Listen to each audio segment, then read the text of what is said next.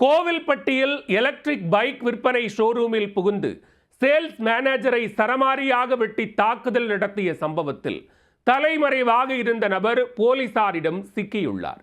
மனைவியுடன் நெருக்கமாக பழகியதால் ஏற்பட்ட ஆத்திரத்தில் கணவர் வெறிச்செயலில் ஈடுபட்ட சம்பவத்தின் திடுக்கிடும் பின்னணி என்ன? தூத்துக்குடி மாவட்டம் கோவில்பட்டி எட்டயபுரம் நெடுஞ்சாலையில் எலக்ட்ரிக் பைக் விற்பனை ஷோரூம் ஒன்று அமைந்துள்ளது. இதில் சுப்பிரமணியபுரத்தைச் சேர்ந்த 34 வயதான சதீஷ்குமார் என்பவர் சேல்ஸ் மேனேஜராக கடந்த 3 வருடங்களாக வேலை பார்த்து வருகிறார். இந்நிலையில் செவ்வாய்க்கிழமை காலை சதீஷ்குமார் ஷோரூமில் பணியில் இருந்தபோது அங்கு மர்ம நபர் ஒருவர் அறிவாளுடன் ஆவேசமாக வந்துள்ளார்.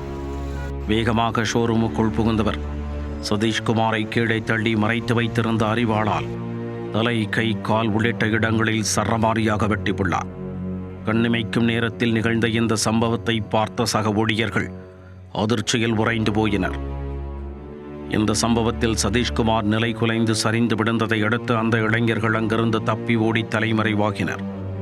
தகவல் அறிந்து சம்பவ இடத்திற்கு வந்த கோவில்பட்டி கிழக்கு காவல் நிலைய போலீசார் உயிருக்கு போராடி கொண்டிருந்த சதீஷ்குமாரை மீட்டு கோவில்பட்டி அரசு மருத்துவமனையில் சிகிச்சைக்காக அனுமதித்தனர்.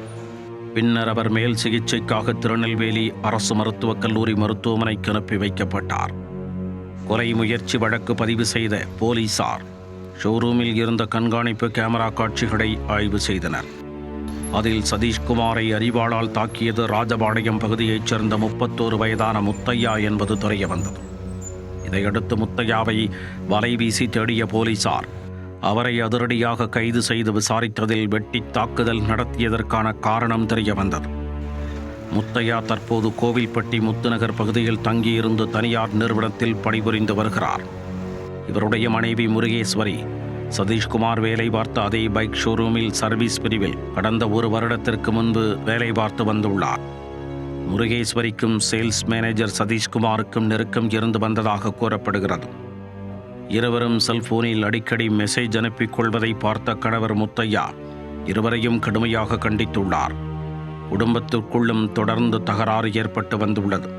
இருப்பினும் இருவரும் தொடர்ந்து நெருக்கமாக பழகுவதைக் கண்டு ஆத்திரத்தில் குதித்தெழுந்திருக்கிறார் முத்தையா.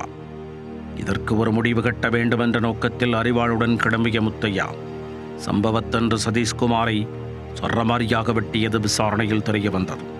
இதையடுத்து முத்தையாவை நீதிமன்றத்தில் ஆஜர்படுத்தி சிறையில் அடைத்துள்ளனர்.